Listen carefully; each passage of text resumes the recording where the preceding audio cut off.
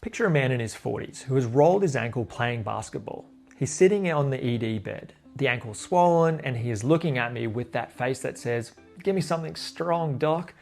And here is the thing. For a long time, all of us in medicine assumed the strong stuff, the opioid, was genuinely stronger. More pain needs a more powerful drug. That was the mental model. So today I want to talk about the paper that took that assumption, lined it up against 4 other options and asked a beautifully simple question. If you have 5 common oral pain combinations sitting on the shelf, does the one with the opioid actually work any better? G'day team and welcome back to Overheard in the Emergency Room. I'm Dr. Coyce, emergency physician, evidence nerd, and this is Overheard Journal Club.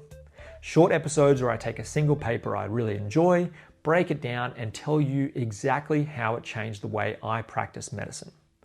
And this one is a cornerstone paper for how I think about acute pain. It is Bajor and colleagues, published in Annals of Emergency Medicine in 2021. It was a randomized controlled trial comparing 5 oral analgesics for acute musculoskeletal extremity pain in the emergency department. And the answer it gives is one of my favorite things to teach because it quietly changes the conversation you have with almost every patient in pain. But before we dive in, hit like, subscribe, and the notification bell. The companion blog, the full reference list, and a link to the paper are all waiting for you right over at drcoyce.com. Right, let's go. So let me start by setting the stakes. Acute musculoskeletal pain is one of the single most common reasons anyone walks into an emergency department. Sprains, strains, that ankle we just talked about. It is bread and butter emergency medicine, and it shapes how we treat an enormous number of encounters we see every single day. And here is the tension. For decades, the reflex for moderate to severe pain was to reach for an opioid. Codeine, hydrocodone, oxycodone. The logic felt intuitive. The stronger the pain, the stronger the drug. But we now know that reflex helped seed one of the worst public health disasters in modern American history. A meaningful number of people who developed an opioid use disorder traced the very first pill back to an acute pain prescription, sometimes from a hospital stay where they would receive a large amount of opioids on prescription. So the question underneath this paper is not just academic. It is not simply which drug wins on a pain scale.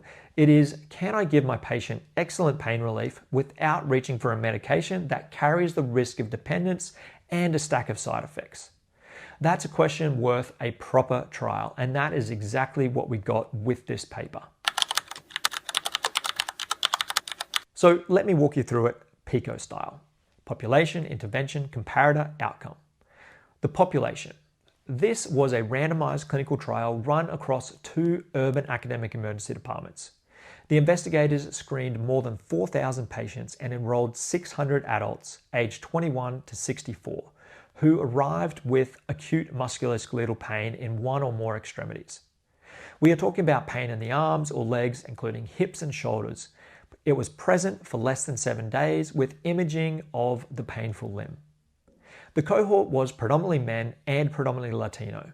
And importantly, the groups were well matched at baseline on their demographics, their starting pain scores, and their diagnoses. Intervention and comparator. Every patient was randomized to receive one of 5 oral analgesic combinations. And here they are. Group 1. 400 milligrams of ibuprofen with 1,000 milligrams of acetaminophen. Group 2, 800 milligrams of ibuprofen with 1,000 milligrams of acetaminophen. Group 3, 30 milligrams of codeine with 300 milligrams of acetaminophen. Group 4, 5 milligrams of hydrocodone with 300 milligrams of acetaminophen. And Group 5, 5 milligrams of oxycodone with 325 milligrams of acetaminophen. So the design is elegant. 2 of those arms are non-opioid, just ibuprofen plus acetaminophen at 2 different doses. The other 3 are the classic opioid combinations we all recognize. If the opioids are truly stronger, this is exactly the setup that should reveal it. The outcome. The primary outcome was the change in pain score from baseline to 1 hour, measured on a numeric rating scale from 0, no pain, to 10, the worst imaginable pain ever. Secondary outcomes included whether patients needed rescue medication, adverse effects at 1 and 2 hours, and the same pain comparison at the 2-hour mark. Okay, here is what they found, and this is the part I love. At 1 hour, the change in pain did not differ between the 5 groups. The p-value was 0.69. To put actual numbers on it, the mean drop in pain on that 0 to 10 scale was 3.0 points for the low-dose ibuprofen acetaminophen arm, 3 points for the high-dose ibuprofen acetaminophen arm, 3.4 for codeine, 3.1 for hydrocodone, and 3.3 for oxycodone. Look at how tightly those cluster. The 2 non-opioid arms sit right in the middle of the pack. No combination beat any other in a way that matters, and this held up. The findings at 2 hours told the same story. Very few patients needed rescue medication in that first hour, and the need for rescue did not differ meaningfully by group either. So on the thing patients care about most, actual pain relief, the opioids brought nothing extra to the table. But the story does not stop at equal benefit, because opioids did bring something extra: side effects. More patients who received an opioid were nauseated or vomited compared to those who did not. The rate was 6.7% in the opioid patients versus 1.7% in the non-opioid patients. That is a real, measurable increase in feeling awful with no corresponding gain in pain control. Let me say that plainly, because it is the whole ballgame. Same pain relief, more vomiting, plus the dependence risk that does not even show up in a 2-hour window. When you line those up, the non-opioid combination is not just non-inferior, it is the smarter choice. And now, here is the part of Journal Club where you stop being a fan and start being a critic. So what's good? 1, this was a genuine head-to-head randomized trial with a solid sample size of 600 patients, and the groups were all well balanced at the start. That is the design you want when you are trying to separate real drug effects from noise. 2, the comparison is clinically perfect. These are non-exotic agents. They are the exact 5 combinations sitting in an ED Pyxis right now. So the answer maps directly onto a decision you make on your next shift. 3, it measured what matters: pain relief on a validated scale plus the side effects patients actually notice, like nausea and vomiting. It did not hide behind a surrogate endpoint.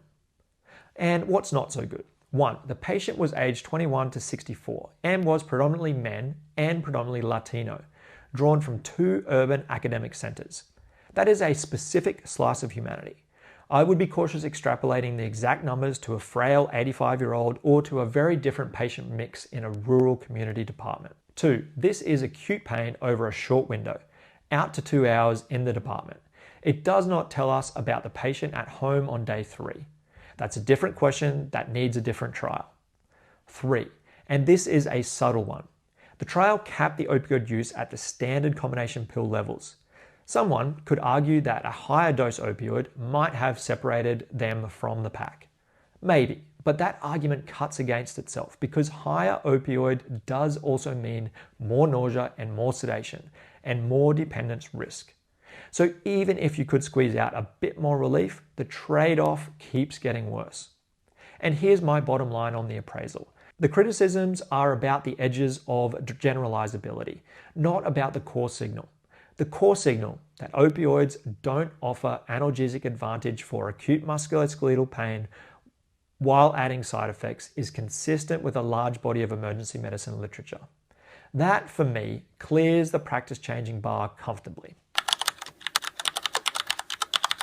So ask yourself, how should this modify my practice? For the clinicians, my default for acute musculoskeletal pain is now the non-opiate combination, ibuprofen plus acetaminophen. Dosed appropriately, it is my first move, and this trial tells me that I'm not sacrificing an ounce of pain control by starting there.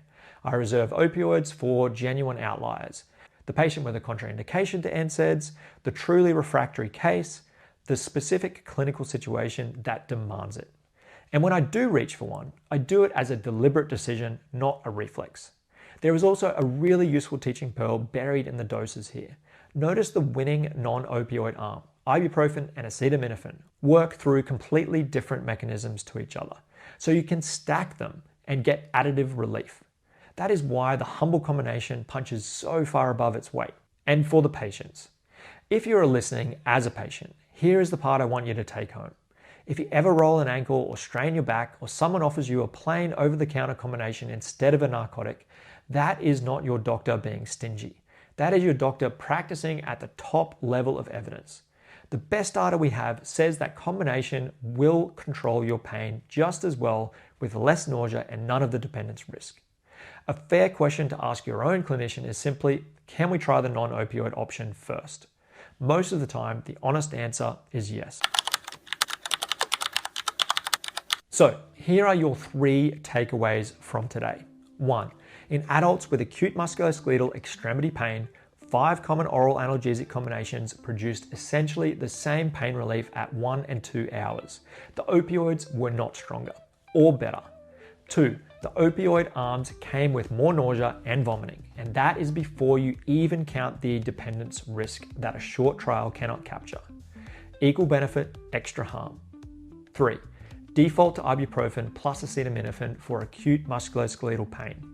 2 different mechanisms, additive relief, and a fantastic safety profile. Save the opioids for the specific cases that truly need them. If you got value from this episode, please like, subscribe, and hit that notification bell. Drop a comment with the next paper you want me to break down. Listener requests always jump the queue. And share this one with the resident, medical student, or curious patient in your life who still thinks the strongest bottle is always the best bottle. Head over to drkois.com for the companion blog, full reference list, and link to the paper. I'm Dr. Kois. Let's keep chasing fewer bad days and more good decades together. We'll see you next time, and hopefully not in my emergency department.